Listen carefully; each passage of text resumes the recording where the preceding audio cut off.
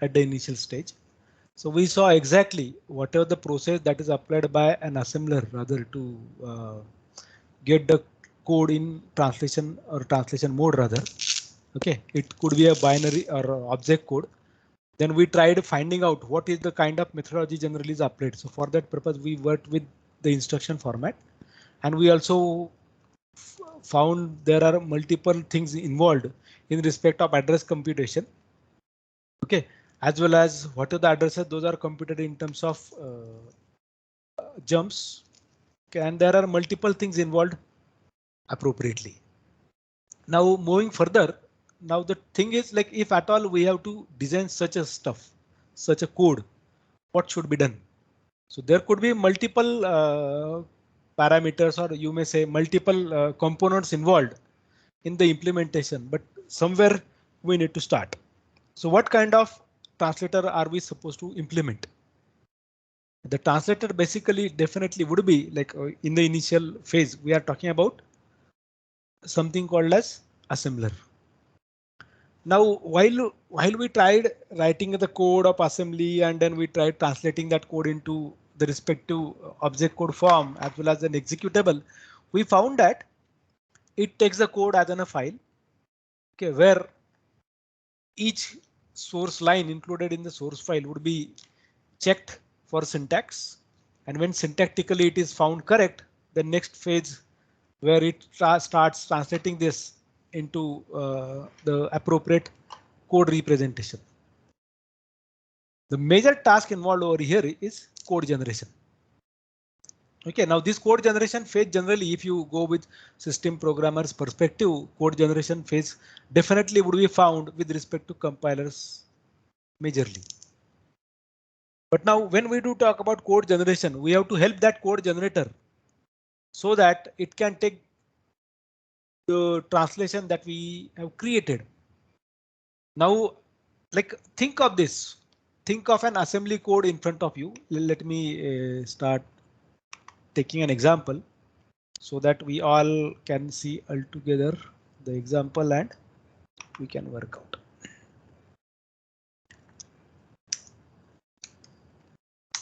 Suppose let us take this code. Yeah. Now when we take this code, ultimately one thing which comes in front to us, like what is the format or template of the code? Correct. So like if at all we are talking about a template or a format, so let me take help of an editor.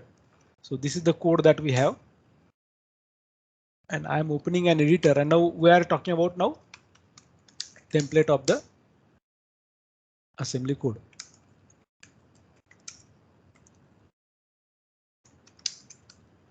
Now this assembly code will be having something like this. So optional. So I'm writing this into bracket label colon. Okay, then instruction. So which is also called as mnemonic. Okay, then operand 1. This is optional. Operand 2. Correct. This whole thing is optional. Like whatever I'm writing over here would be kind of, say, you can call it as an optional thing in the square bracket. Okay, so this would be instruction or would be called as a mnemonic. Okay, there would be operand 1 if at all it is there. So this would be optional. Now second operand is possibly could be there. Instruction may be without operand, with one operand, with two operands, and so on. And towards the end, we would be having something called as comment. So this every line can be a comment if it starts with semicolon. Correct. So like we have this kind of template in front of us. Now we have to move further with respect to this template. First thing is we have to check whether is it following this template. So this is with respect to the code that would be written. But moreover, with respect to this template, we would be saying that our code should be defined into two parts, data and text. So which is also called as code. Now this data would be divided into two different parts, which we are calling as sections. So let me give names here, which would be part of our section. So there would be data and text. This data further would contain two different things. One is .data, another one is BSS, block starting with symbol.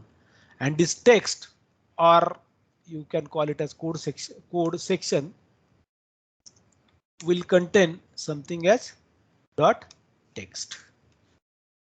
Okay, and like then exactly your program starts. But now see, in the current case that we worked out here with respect, if I see this code, rather what are the code that is seen in front of us now in the screen, I can see that like as I'm using a NASM assembler and I'm generating an object code using NASM assembler, but the executable is created using the linker, which is inbuilt in which is added with GCC package.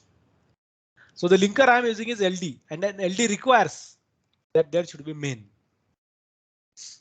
Okay, and that is the reason why we are talking about this global main. And then this main colon comes, and this main and colon would be part of this now. Label colon. And you may have instruction in front or you may not have instruction at all in front of that label. So main also would be treated as an entry point in the code. So now in the one file you may see main, in some other file you may see something else, which itself is an identifier. So let us say if I try to say, for example, let me try this. Let me take say 02082021.asm. Let me write directly my code. Section.text global 9 main. And let me write like this. Here I am writing this rate. I have this section.text. I have global 9 main. And now if I try to assemble my code here at 320208. Now you may see that it says identifier expected after global got 9 main. That means what? It ultimately is trying to verify whether the rules that are expected to be followed for an identifier are applied or not. Okay, then what are these rules? What are the rules that are used to name an identifier? Can you tell me what are the rules that you use to name a variable? Can somebody tell me? Variable name should not start with digit. Okay, good. We got first reason why this was flagged as an error. So it should not start with digit. Next thing. It should not contain any special keyword. Okay, it should not contain any special keyword. Okay, now what exactly you mean by special keywords? Can you tell me? @ So you are talking about special symbols. symbols, yeah.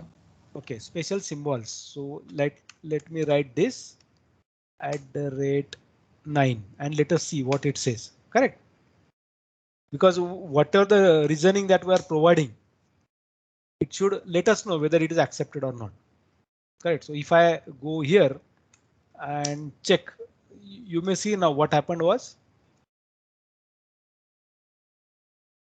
I was given it returned something which said there is no error. So I can see that this @main is accepted. This is a symbol. OK. Yes. Now. OK, so whatever I don't recall exactly who who gave this information to us, like would not be added as a special symbol. Yeah, so like we can see is accepted. Right. So if I write simply only then maybe probably it may not accept. OK, let us try.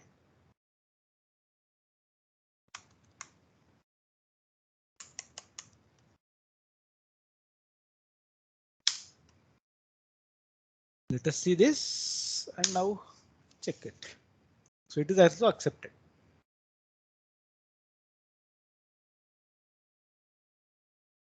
Okay, are you with me? So Yes. if I try same thing in a code like I'm writing this int @ as a function name, fine, in C. So if I try to generate an say object code for this, now let us see what it said. It says stray @ in program, because from programming language to programming language, meaning of each thing would be changing. This @ might be used for something else. Now this error, I don't know whether have you really identified it earlier or not. Stray @ in program. Okay, let us try to see what exactly it means.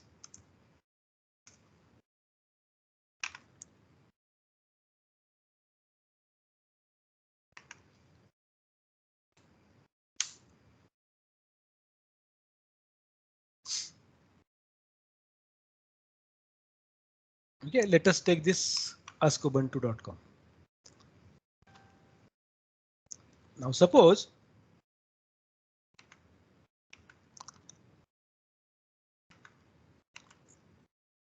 I wrote this program and then it says like this is. Okay, so let us see that. Yeah. So stray. So we got this stray. What this stray means then? Okay, this Ubuntu might not be helping us. So what exactly this stray means then? It is kind of special characters. So sometimes what happens is if you are using Emacs or some other editor for a while, and if you try to open the file using Emacs, then it shows some characters to you like this /302, for example, or /240. Because it cannot identify those characters, so that's why it tries to name them by something else, because it is not understood by that code exactly. Correct. So that's why it was giving us this kind of error, and it says expected identifier. Okay, so let us modify this code and say, let us write this main, and if I write now int @a, let us see this one.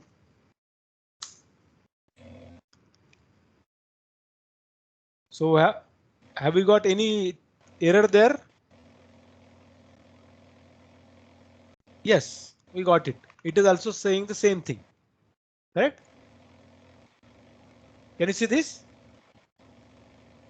Pratik, can you please mute yourself? Yeah.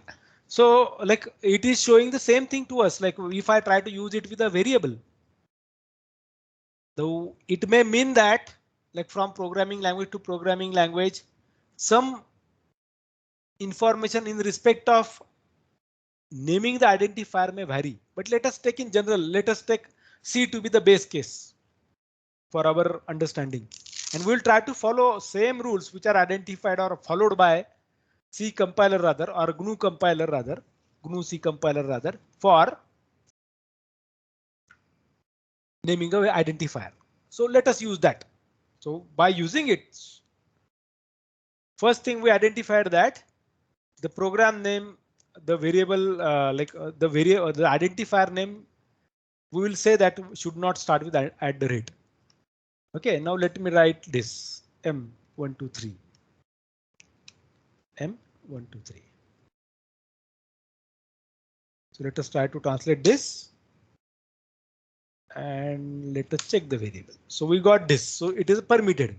Correct, but 123M would not be permitted. Correct.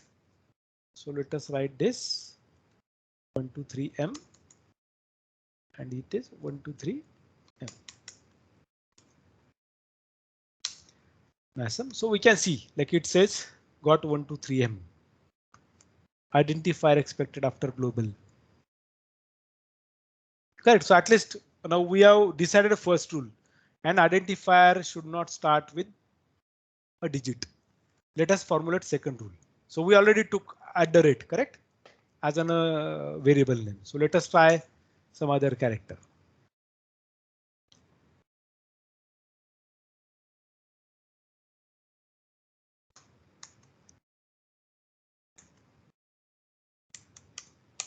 Okay, so I'm taking this. Okay, so I use specifically some characters.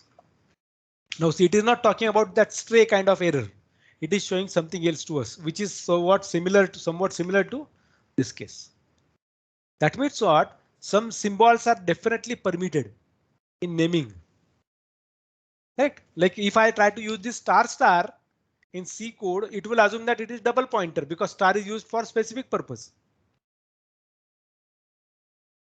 Correct? Okay, let us make another small change in the code.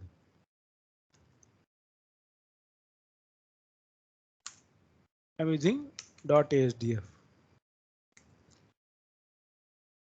Let us see this. It accepted it. Correct? So this .asdf is permitted. Am I right?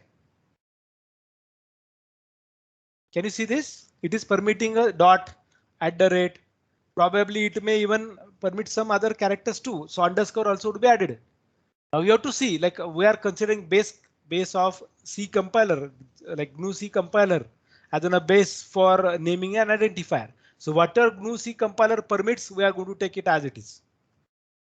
If it is the case, then we have to find out whether this dot would be accepted there or not as an identifier name. Now, if it identifies, yes, it is quite right. Okay, so let us see now what kind of code is generated by this. So it is taking this as an address. So this is taken and instruction also got added over there. Now, if I talk about this now, the exact generation of the machine like as executable. Now it says undefined reference to main. It is true because linker requires entry point. So entry point for it is start, and this start in turn says I should find out main. That's why it is giving you this error. The file which was like working on Windows platform, which returns an error like undefined symbol main in c0s.obj. In this case, that file is this O file, scrt1.o, which is trying to find out occurrence of main symbol into your source code. If at all you are creating an executable. Now, if you are not creating executable, it doesn't worry about because we already got a code generated, which is an object code. Because we are trying to show the disassembled code in that object code. And that's how rather we are working. Correct? Now, considering this situation, rather, what would be maximum number of characters then? Let us go and add it here. So we'll take tangible one, which is accepted.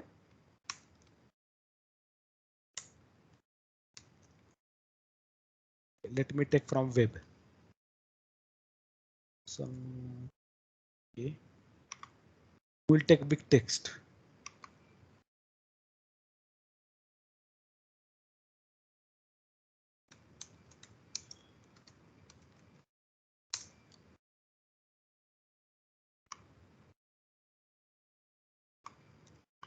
I will take this text.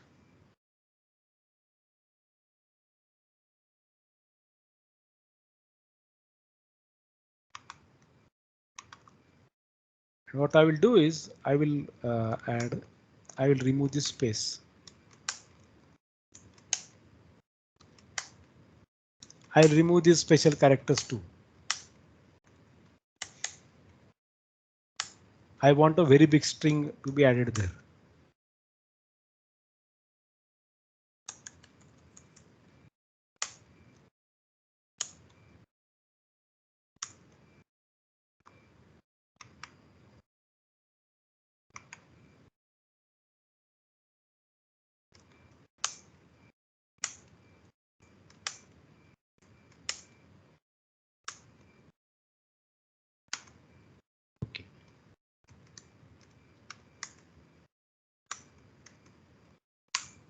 This is our variable. This is our identifier. Let us check this.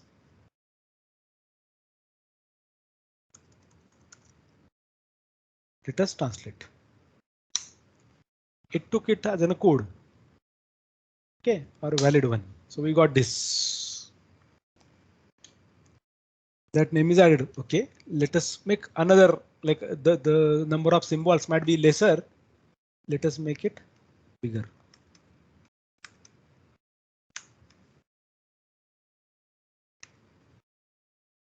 These are my level.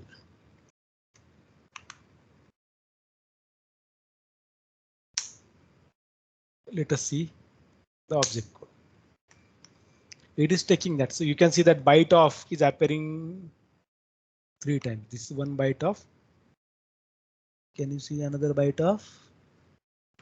This second byte of, and this is third byte of. Okay, let us move further. Let us go beyond some number of characters. So let us triple it.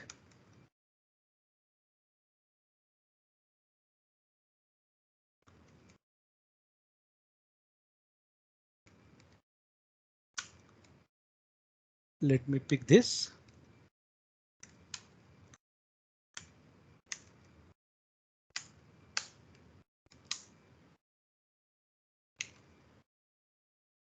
You can see the difference seen over there. I can see that, yes, something is added, right, as a label name. So let us go further and keep adding this, because it will really help us to understand the rules. Sorry. So I added once.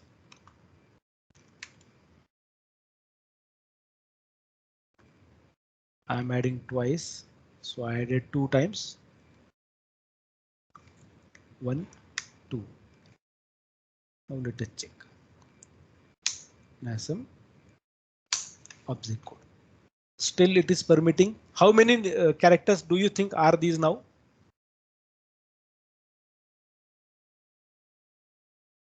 Yes, please. How many characters do you think? Is it crossing 255 characters? Or it should be more? If I start counting for a while, let us take only for a line. So 1, 2, 3, 4, 5, 6, 7, 10, 20, then 30. So it is definitely like 100 somewhere over here, for example. So I can see that like it is going beyond that 100 number again. So maybe 100 might be ending somewhere, for example, here. Right, some 100 characters are here. So 3 number of times we are taking. So whenever our OS is changing from number of bytes that it is supporting, it can move further. So remember, what would be the biggest address that you can see on a 32-bit system? It is 2 raised to 32. If it is 64-bit OS, now mine is 64-bit OS, the 2 raised to 64. Think of this, how much bigger thing possibly could be. So maybe it might be controlled by this, but you are not going to have your identifier name like this, though it is displaying us that way. You definitely will not love to add this kind of variable name. You will limit it by something, though assembler is providing you huge flexibility. In this case, NASM is providing you huge flexibility in terms of naming the variable or naming the label. But ultimately, we need to have some control over there for our program. So our program may not be the great program like NASM, but our program should have some limitations in respect of what should be the maximum number of characters that you are going to support as a label name. Okay, any question?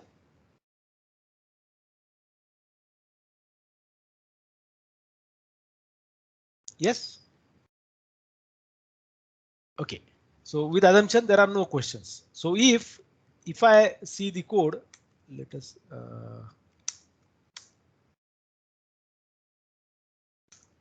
assume this code should contain, it is manipulated. Okay, so less 27 ASM. So if I take this code, what are the components of this code now? So we already said in the text file that we had, there would be a template. Template of instruction will contain something like this: label, then instruction or mnemonic, operand 1, which is optional, operand 2, again optional, comment, probably yes. My code would be divided into two to three parts, majorly two parts: data and text. My data would have different components, data and BSS. Another component probably could be there, like which you may add, like RO data. Where this RO data comes into picture, let me show you.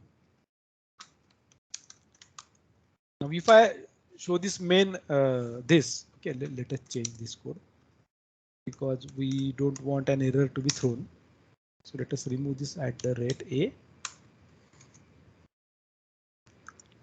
So GCC-M32, sorry, GCC-M32 main dot C. Okay, so there is no error. So object code is generated. Correct? Now let me generate an assembly code for this. So I wrote -S. So if I see, I'm getting this .s file. What command I fired? I fired this command. My program compiler name GCC, compiler program name GCC. First operand called -M32, okay, for the command. So which tells me what kind of code should be generated. And next thing is my program name, file name, where my program is stored, and -S. So this in turn creates an assembly code towards the end. So if I see this now, this code, you will see that whatever you add in printf or the kind of defined strings, all of them would be added as RO data. This RO data means read only data. This data will never change. Read only data. And the data generally, like you may have that part even if at all user is thinking to add that. So this even like this is optional, but generally it is seen that users do use data and BSS altogether. Major number of times. RO data would be used by only specific kind of programmers who knows rather or who know basically what exactly this RO data is and when to use it. But otherwise data and BSS would be always used. This data would be containing everything which is initialized. Every BSS element would be uninitialized.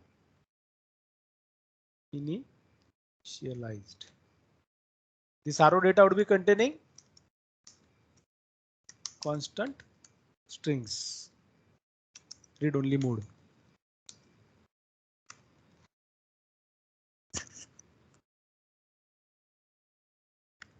Okay, so your data possibly could be in these three forms. Now, when I say these three forms, absolutely necessary would not be, like it may not be required to add this data section at all.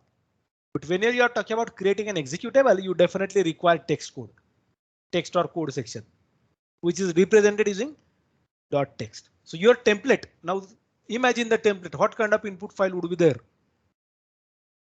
So first of all, you should have good hands-on on file processing, how to open a file, how to read a file, how to write into the file. Now, if you are using C, you should know that. If you are using Python, you should have control over it. How to do that? You should know the syntax. You should know how to write such code. If you are using Java, same thing. If you are using .NET, same thing. Whatever the programming platform that you are using, even if you want to make use of Ruby, you can do that. Okay, whether it is good or bad, let me not talk about even OCaml, or probably Erlang. You may use either of the language to write this code. Even Scheme also can be used to only do the separation as a first part. Okay, any question till this? Yes, please. Please ask your question. It would be better because now two theoretical aspects would be starting now, which you have to practically implement. Yes, please. Shall I continue? Okay, there seems to be no question from your side. So let me continue. So now we have to decide which programming language you want to make use of. I'm leaving that part on your side. Like you decide which programming language do you think would be useful, or which programming language do you think would be good for you to write this particular program. So it should give me this thing first. It should give me separation. Data, which are the elements in data, which are the elements in BSS, which are the elements in RO data, if at all are added, which are the elements in text. You should be able to identify this structure to say that it is an assembly code. Correct. Now let me show you another stuff.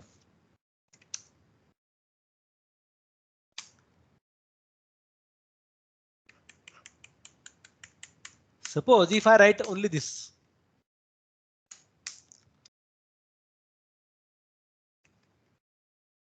And if I say file.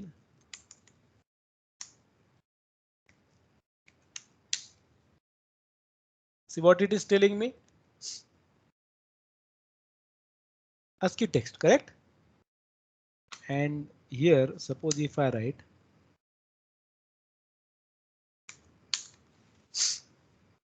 Both of them is communicating me that it is ASCII text, correct? But same thing if I try, say for example with main.s, then it says, yes, it's an assembler source.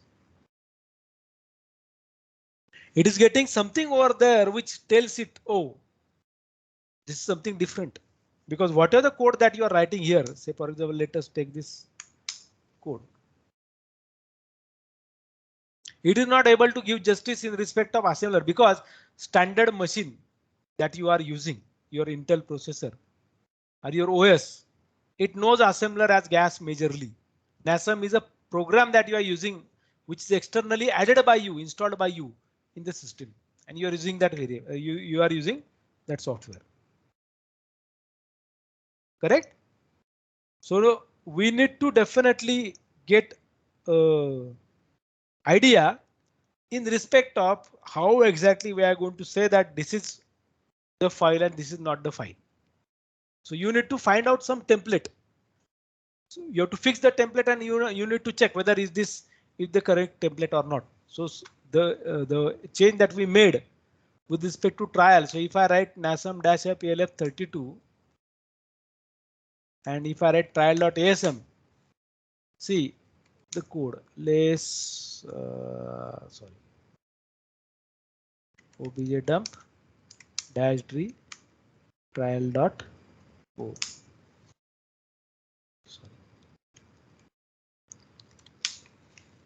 You can see that it actually translated the code. If I check, I never added that section.text there. So it automatically assume as an like see sometimes it happens like nothing is told to you, then you assume and then you start it done that way. It exactly done the mechanism or applied the mechanism that way only. Because our code is containing only this instruction or edx, ebx or revert away, reverse. So it is or ebx, edx. It is only knowing this. But surprisingly, when it was given to the NASM as an assembler, what it did, it converted that to something like this. Disassembly of section.text. It doesn't know where to start. Now, if I try to give this object code, this linker, okay, let us try to see this one even.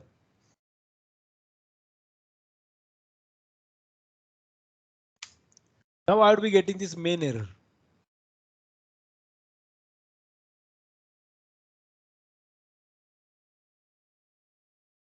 Because my file is knowing, scrt1 is knowing that underscore start needs to be added when the underscore start would be added if it identifies that it is a proper file added. It is proper structure added within the code. Then only it would be knowing that yes, I need to find out main. Okay, now let me make a change in the code. So we are taking trial. Na? So Emacs trial.asm.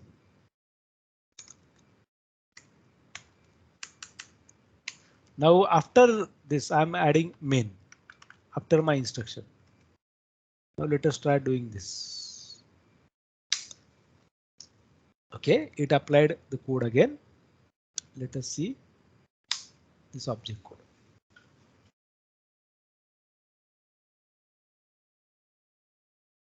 What happened? Main 0x2, something like this. OK, so if I try to take this code dash plf 32 2007.asm.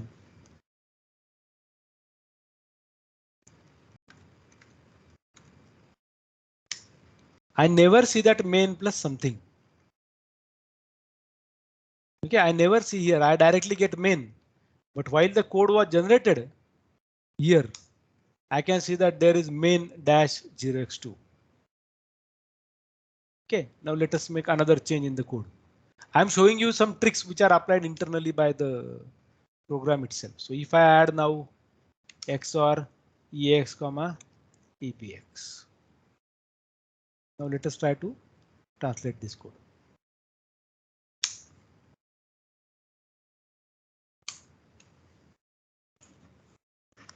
Now you will understand why that main 0x2 is added.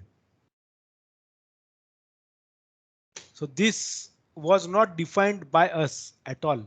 So if I try writing now, it is showing us only main. It never shows that main dash 0x2 is added or 02 is added. It is hex number rather. It is not added there. Because if I try to see the symbols, I'm not able to get it from here. Correct. Now even let me take trial.o-m32. It says what? Though we have main added there.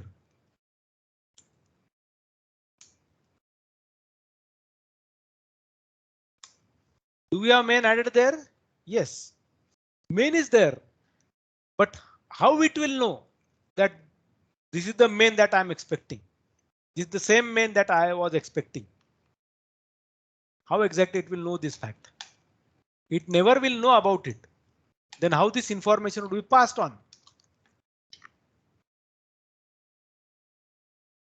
Correct? We never would be able to get the exact existence of main because it is told to NASM, or when information is added with NASM, it is told to it that this main should be part of text. So it is saying somewhere here, but then why it is not identifying it? This is shown in the object code, but in the when that object code is taken further at the time of translation, it says you may see some error is shown here. Text plus 02C. So this 2C number which talks about main, it never gets this information because section.text. What happens is your trial.o would be taken and which is linked with another system related object files which together can generate your executable.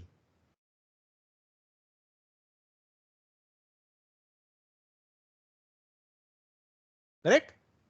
Now in this case, when it is not getting this information, it is really difficult rather because we are trying to prove here that main was added, but my linker is saying, boss, you missed something.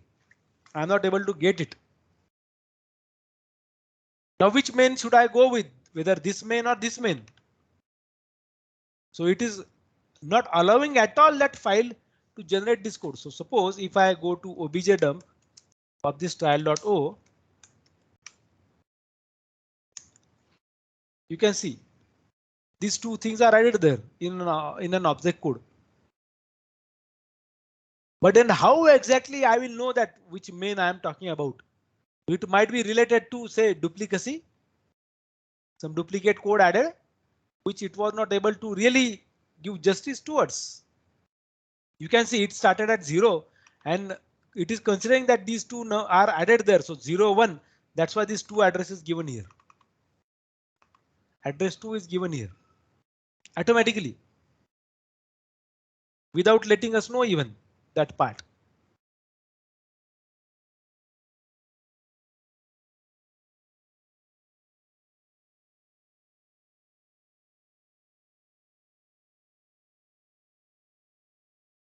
So now what to do in such a case, because you may see different programmers in front of you who may write some kind of code like this, which may be kind of silly code for you. But then you cannot say like this is silly code directly. Now it is a way to communicate that you are writing silly code. It is way to communicate you that you are writing a silly code which was not expected to be written. Then what should I do? If at all I want, now let me make the change in the code. So let me remove this and let me try this. Let me assemble. I assembled the code. Let me check this. I got this one. OK. We have written main there, correct? Now let me give this file to the linker. Still I do see this error. Because this underscore start is told, try to find out section.text and global main. How it will know that main is there? Main is added, though it can identify that main is added there. So if I write main, sorry, my bad, trial.o. It is saying that main in this T form, correct? And if I talk about, say, nm2007.o, my main would be always written in a T form. This actually is my text section. Capital T should be there, because if you see, until unless you write global main, this main would not be treated as capital T. So if I make that, if I remove that global main, say for example from here, let us see what happens. Suppose let us put comment over here and let us try to generate code. Some dash APLN32. So we got the code. Okay, now let us write this. Now you suddenly will see that earlier which was T main, now it is small t main.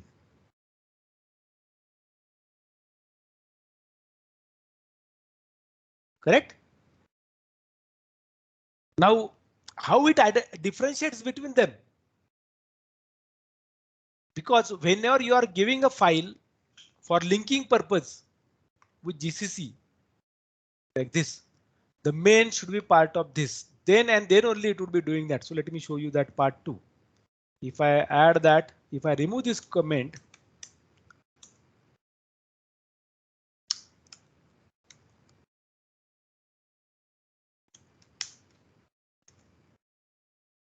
now let me assemble.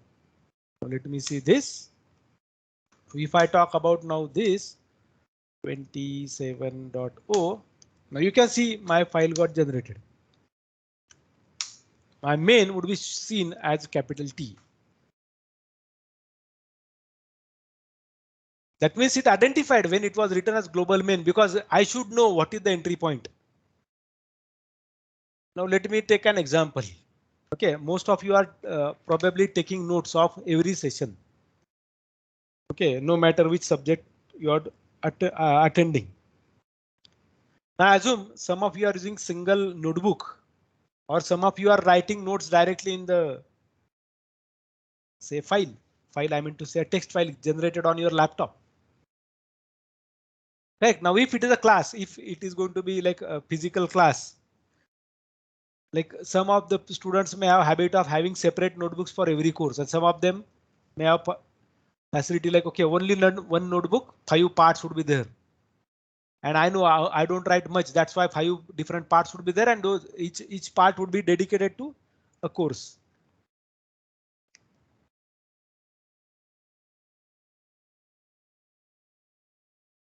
Now, when we see this particular aspect, ultimately, we need to tell or communicate, yes, from here, this part or this subject starts. From here, this subject starts. That is an entry point. Also, exit point should be known. Otherwise, you started writing for system 2 and you entered into algorithms course. Okay, now you're writing the same thing there. It would be difficult rather to how to distinguish between them, whether it is part of system 2 or whether it is part of algorithm. Probably you may understand that, but if you are talking about a machine, it should be able to differentiate between them. Now, when we say differentiate between them, how this differentiation would be done then? And that is the major part covered by most of these translators. Their target is only that part. Look, see, like you must have seen, simply by writing this command, I created an executable. Or simply by writing, say for example, let us see .c code. Yeah. Suppose if I remove this, it generated code, correct? So if I go to towards the end, I can see that my .out got created and it is displaying this message. Now, how much efforts it took to convert your .c to your executable, the final executable? Huge amount of effort must have been taken by it to really translate that code. Now, if it is going to take some amount of effort, how those efforts should to be quantified then? There's a concept called pass. See, once you saw the code, you started translation directly. This is one pass. So you are seeing the code, you verified something, you are again seeing the code. Earlier verification was successful. That's why now you started translating. So this is 2 pass. There could be multiple visits by you to the source code, which is given a name, something called as a pass structure. PASS. Now this pass structure is applied by each and every translator used there. Now suppose I'm speaking something, and if I start speaking something which is not understandable in an understandable language, so what will you do? So if you are not able to listen carefully or whatever I spoke, suppose you could not hear it properly, you do say what? Can you please repeat? Now multiple times you will see that whatever my earlier text was, that text and new current text may not be same. But in programs, whenever your program is given, no matter how many times the program source code is revisited, program remains same.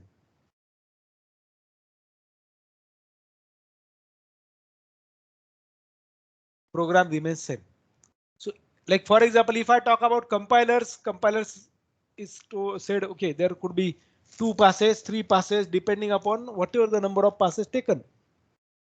Now, if I specifically take example of say a GCC compiler, how many passes do you think it should take as on a compiler perspective? Yes. Can somebody tell me like how many passes your compiler should take?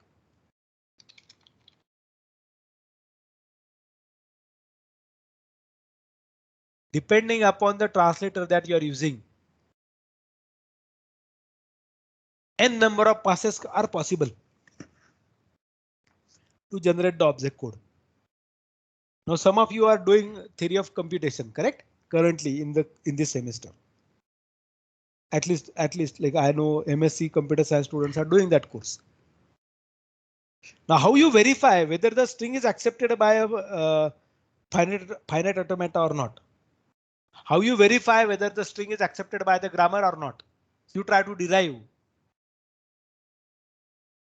Correct? So you started deriving by considering all productions.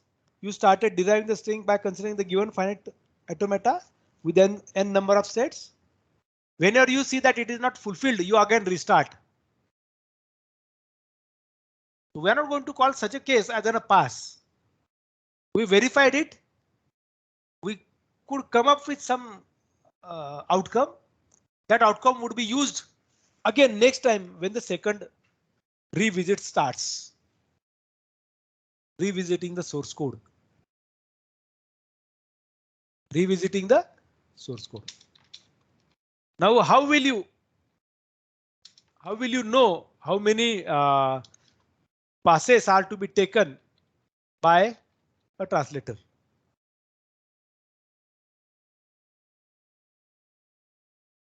How many passes are to be taken by the translator? How to decide this? How will you know that? Translator may vary from 1 to second. Like how many translators are known to you?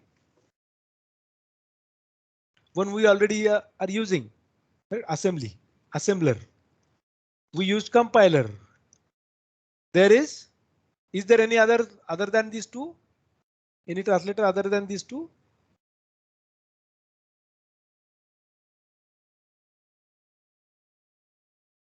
Yes, please. Other than, like, I hope some of you are using Python. Whether there is a Python compiler or Python assembler. What happens? Even the scheme language that you used, whether was there any compiler, was there an assembler involved, or was it something else? So it is interpreter. It is interpreter. So what is interpretation? So what you are doing is you are hearing whatever I am saying and you are trying to interpret it and you are trying to understand it. And when you understand it, you try to write in your own words. Right? That's what we do say, like we write the notes. So let me call this as code generation. You are writing something which is understandable by you. You may not understand everything, whatever I'm trying to tell. Probably you try to see, listen it again and again, and then ultimately you try to get some references over there, and then you try to build your knowledge. Correct? So that you can understand what was told to you and what you got from it.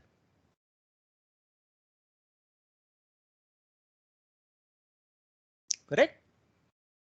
Now, when we do talk about these translators would be definitely taking some amount of efforts in respect of translation. When I say efforts, let me call it as, okay, the efforts might be distributed in different stages. Some stage might be related to syntax. Some stage might be related to evaluating whether, though it is syntactically correct, but can we really translate this? See, we saw that some things are syntactically correct, but still we get runtime errors. That means whatever was expected to be done by the particular set of statements is not actually taken care of. Is not actually taken care of appropriately. So it may create some issues for me in respect of that. That it is not able to get exact translation of whatever was stated. Correct. Now, if at all it is to be done, so we would be talking about majorly assembler as a translator. Okay. Now, when we do talk about assembler, how many types of assemblers are there? Can somebody tell me?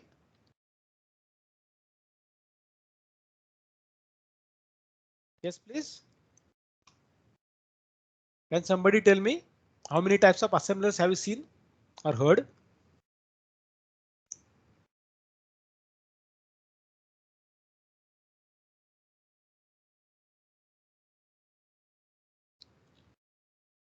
Yes, please. Are you with me?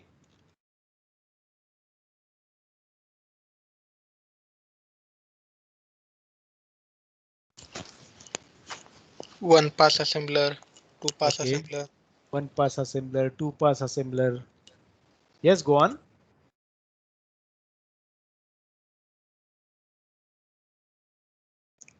Now let me go into some historical aspects. Earlier, when there was no big storage available, no big memory available. Like let me show you, I have one floppy diskette. Probably not in the proper form rather, but I assume you may be able to see this. You must have seen floppy diskette. Have you? Have you seen floppy diskette? Or no? No. No. Okay. So there was like while I was a student, those days like we used 1.2 MB floppy diskette. When I joined as a teacher, I found that there was a floppy small disk with 1.44 MB. I have a disk. Okay, let me show you. I don't know like how you will be able to really see the size. Can you see this picture? Can you imagine what is the size of this floppy diskette? This is pretty old. What may be the size of this diskette? See, you are playing in GBs nowadays, correct? You are playing in gigabytes. Your hard disk probably might be like 500 GB. Now some of you must be having a hard disk like 1 TB. This disk is of size 512 bytes. Pretty historical this one. So here it is written 512 bytes. May not be like it may not be in a readable form, but I will post a photo into our group rather on WhatsApp group. Now the thing is like when we are talking about such kind of devices, when there was less memory available, assembler. Now where will you load assembler and where will you load other programs? This was always a pretty difficult question to answer. Now when we say this, ultimately the idea was if at all we don't have anything to specifically load the assembler in terms of memory, then the code was to be loaded for a while in memory, then would be removed, again loaded, would be removed, again loaded, would be removed. So there is a concept called overlays. Note it down. Note down the concept. Try to find out what it is. In operating system, you must have heard or you will be hearing about overlay or overlays. Try to find out what exactly this overlays means. This overlays helps us rather to understand the concept of first type of assembler. Rather, like somebody already gave basic names, generally known by every BSc Computer Science student. Maybe other students who are not part of BSc Computer Science degree earlier in their bachelors may not have heard about, but they were the two assemblers known majorly, one pass and two pass assembler. What exactly it is, we will talk about. The overlay concept that I was talking about, there was one kind of assembler which is called as resident assembler, which is permanently loaded in memory. Dedicated machine was there.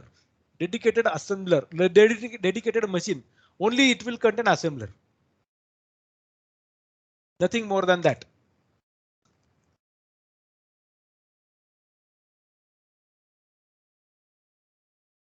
Nothing more than that. Another assembler, like what are the assembler that we have used, like to translate our code, assembly code? We use NASM. So we can write something called as macros too, which I haven't showed probably to you, but assembler which supports macro processing is called as macro assembler. There is another type of assembler called cross assembler. What this cross assembler does, rather, you are say working on for example, on Intel board, correct? Now currently we are using Intel. Fine. So if I write man nasm, and if you go to dash F file types, let us see whether can we get information about those file types. Probably.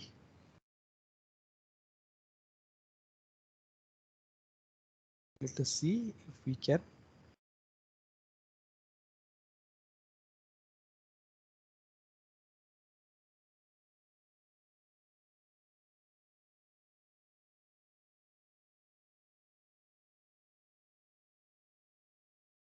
Okay. Nasm dash F dash Y. Sorry.